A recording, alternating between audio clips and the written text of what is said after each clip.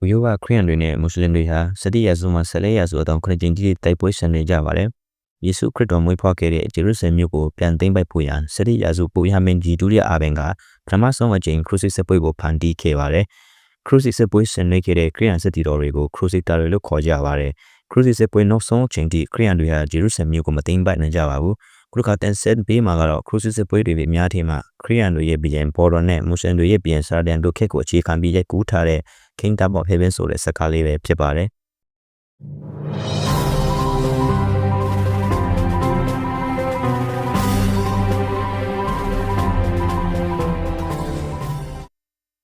တချင်းကယေရုရှလင်မြို့ကိုခရစ်ယာန်တွေကမွတ်စလင်တွေလက်ထဲကနေတိုက်ခိုက်သိမ်းပိုက်ကြပါတယ်။အဲဒီနေမြေကတော့ဖျက်ခင်ရဲ့တန်းစံတဲ့နေမြေဖြစ်လက်တတ်မှတ်ခြင်းခံရတာပဲဖြစ်ပါတယ်။အခုလက်ရှိမှာတော့1184ခုနှစ်ကိုရောက်ရှိနေတာဖြစ်ပြီးခရစ်ယာန်စစ်တီတို့ဟာတူရတာကိုရှာဖွေဖို့ပြင်သစ်နိုင်ငံကိုရောက်ရှိနေတာဖြစ်ပါတယ်။ဘုံတော်ကြီးတစုဟာကိုအဆုံးစီရင်သွားတဲ့အနုသမီးတို့ကိုမြေမြုပ်ဖို့စီစဉ်နေကြပါတယ်။အဲဒီချိန်မှာခရစ်ယာန်တွေရောက်လာပြီးလမ်းကြောင်းဆန်းပေးတဲ့အတွက်ပတ်စံပေးကြပြီးဘုံတော်ကြီးလည်းပတ်စံထရဖို့အရေးသူတို့နောက်ကိုလိုက်ပါသွားပါတော့တယ်။တကယ်တော့ထိုအမျိုးသမီးကသူ့အကိုရဲ့စနီးပဲဖြစ်ပါတယ်။ပတ်စံသာအငမ်းမရဖြစ်နေတဲ့ဘုံတော်ကြီးဟာ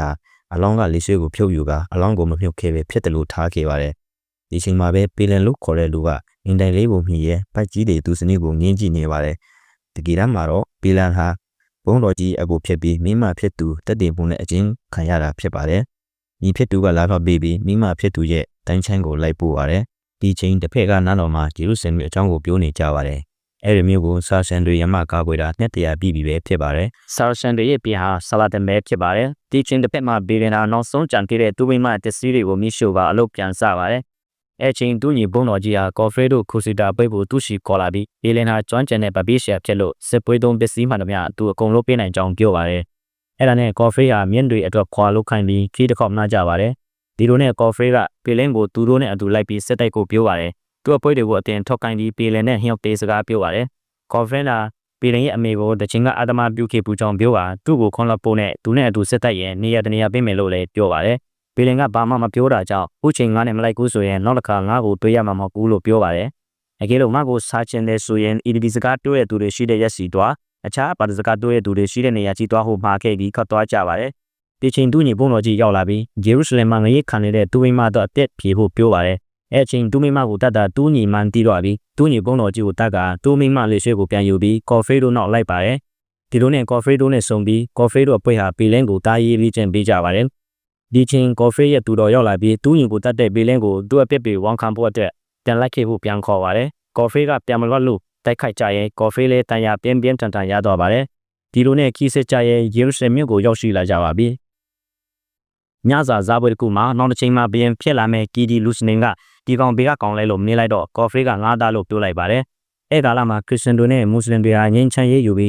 းယေရုရှလင်မြို့မှာငြိမ်းချမ်းစွာနေထိုင်ဖို့ဖြစ်ပါတယ်။ဘယင်ဘော်တော်နဲ့ဆလာဒင်တို့ငြိမ်းချမ်းရေးဖော်ဆောင်နိုင်ရာကော်ဖီတို့စူးစမ်းနေတာဖြစ်ပါတယ်။ကော်ဖီဟာသူနဲ့တိုက်ခိုက်ခဲ့တုန်းကရခဲ့တဲ့တန်ရာကြောင့်သူဘာနောက်ဆုံးအချိန်ကိုရောက်ရှိနေတာဖြစ်လို့ဘေလင်းကိုသူ့အစားငြိမ်းချမ်းရေးရအောင်စူးစမ်းပြီးပို့မှာလိုက်ပါတယ်။ခရစ်ယာန်တွေကလည်းဘေလင်ကိုသူ့အဖေစံသားတိုင်းယေရုရှလင်ကိုတွားဖို့ပြောကြပါတယ်။ဘေလင်လည်းဂျေရုဆလင်ကိုရောက်ထွန်းရဲမုန်တိုင်းမိပြီးတင်းပေါ်ပြက်ကခန်းစားတစ်ခုမှာမြစ်တကောင်နဲ့တောင်းတနေပါတယ်။ကန်ဆိုချင်တော့အဲ့မင်းကလည်းထွက်ပြေးလို့ကန်ဒီယာထစ်လမ်းလျှောက်ရဲရီအိုင်လေးတိုင်တွေးလို့ရီတော့ချိန်မြင့်နဲ့ပြန်တွေ့ပါတယ်။ကန်ကလည်းထပ်ဆိုချင်တော့မွတ်စလင်နှစ်ယောက်နဲ့တွေ့ပြီး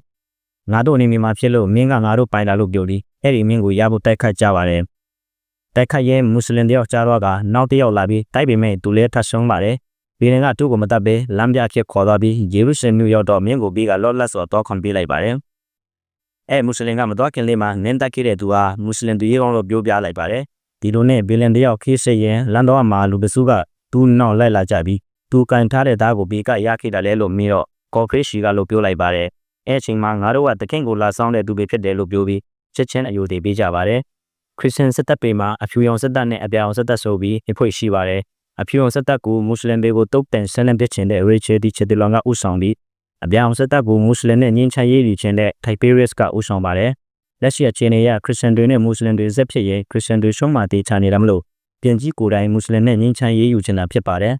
။နောက်ဆုံးမှပြည်ရင်ဟာထိုက်ပေရစ်နဲ့ဆုံပြီးသူ့အဖေရဲ့စံသားတိုင်းလူရဲပေါင်းတယောက်ဖြစ်လာကိုတိုက်တွန်းပေးပါတယ်။ပြီးတော့ပြင်ကြီးပေါ်တော်နဲ့ပေးတွေ့ပါတယ်။ပြင်ကြီးနဲ့တွေ့ဖို့ပြင်ကြီးရဲ့ညီမရှေဗီလာကခေါ်သွားပါတယ်။ရှေဗီလာဟာဘီလင်ကိုတွေးကြရတဲ့သဘောကျနေတာပါ။ ပြန်ကြီးဟာနူနာယောဂါဆွေးခနေတာဖြစ်ပြီးစစ်တပ်အလွန်ခံနိုင်သူဖြစ်ကသူ့အသက်16နှစ်အရွယ်မှာဆလာဒင်ကိုနိုင်ရခူးပါတယ်။ပြန်ကြီးဟာနူနာယောဂါဆွေးကနေတာဖြစ်ပြီးစစ်တပ်အလွန်ခံနိုင်သူဖြစ်ကသူ့အသက်16နှစ်အရွယ်မှာဆလာဒင်ကိုနိုင်ရခူးပါတယ်။ပြန်ကြီးဟာနောက်ထပ်နှစ်အနည်းငယ်လောက်တာအသက်ရှင်ရတော့မှာပါ။ပြန်ကြီးဟာဘေလနဲ့တွေ့ပြီးသူ့အဖေပိုင်ဖြစ်တဲ့အီဗလင်ကိုသွားတာဆင်းရဲတဲ့သူတွေအတွက်သူကြီးကောင်းတစ်ယောက်အဖြစ်အစင်တန်ဖို့ပြောပါတယ်။ဘေလလည်းအီဗလင်ကိုသွားပြီးရအောင်လုပ်ပေးပါတယ်။အဲဒီချင်းဆေဗီလာရောက်လာပြီးအီဗလင်မှာပဲခဏနားပါတယ်။ဆေဗီလာအဘေလင်ကိုအထာရီပြီးတော့တတိဖြစ်နေချစ်ကြောင်းမှသွားကြပါတယ်။တစ်ဖက်မှာတော့အဖြူရောင်စစ်တပ်တွေဟာမွတ်စလင်ကုန်တွေကိုတုတ်ကန်ဆလင်းကဆက်ပြီးမွေးလိုက်ကြပါတယ်။ BNG လည်းမွတ်စလင်တွေနဲ့ဆက်မဖြစ်ချင်လို့ဆက်မြေပြင်အထိလိုက်ပြီးဆလာဒန်နဲ့တွေ့ပါတယ်။ပြန်ဆလာဒန်ကပြန်ဘော်ဒန်ကိုတတ်ဆုပ်ခိုင်းဖို့ပြောချိန်ပြန်ဘော်ဒန်ကလည်း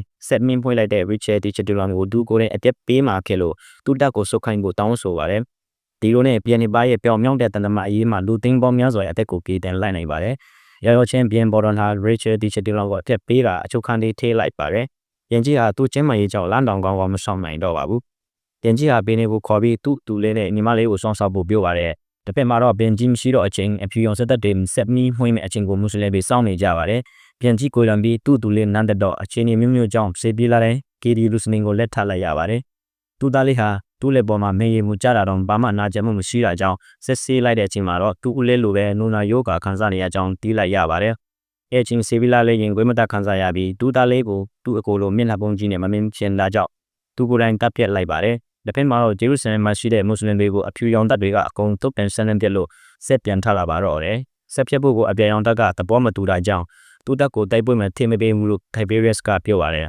။ဘေလင်ကလည်းစစ်ကြောင်းကိုရေရှိတဲ့ဖက်ဥဆောင်ဖို့ပြောဝေမဲ့လဲKD လူစနင်ကမထီမဲ့ပြုတ်ခဲ့ပါတယ်။ KD လူစနင်ဥဆောင်တဲ့အဖြူရောင်တပ်မကြီးဟာစမတ်ဖက်ခင်မှာပဲရေတပ်ကုန်းဆုံးကြပြီးအလေးလေးအကွက်ပြတ်ကြပါတယ်။ဒီလိုနဲ့ KD လူစနင်နဲ့ Richard Digital ဟာဆလာဒန်စီစစ်ဆုံးကသူ့မကိုတတ်ခဲ့တဲ့ Richard Digital ကိုကောင်းမြင်ပြီး KD လူစနင်ကိုတော့အဆက်ရစေကိုလော့ပေးလိုက်ပါတယ်။ဒီလေးနဲ့ Tiberius ဟာဆလာဒန်ရဲ့ရန်ကုန်ကဝေဖို့ခိုင်ခန့်တဲ့ခန်းစစ်ကြောင်းကိုပြင်ဆင်ကြပါတယ်။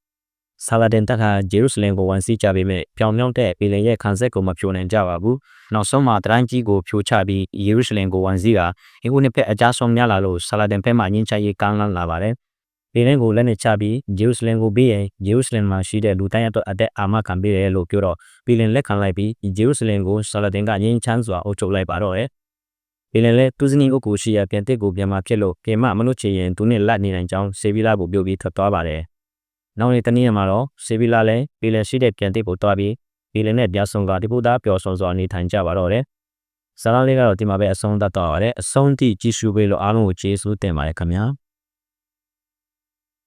။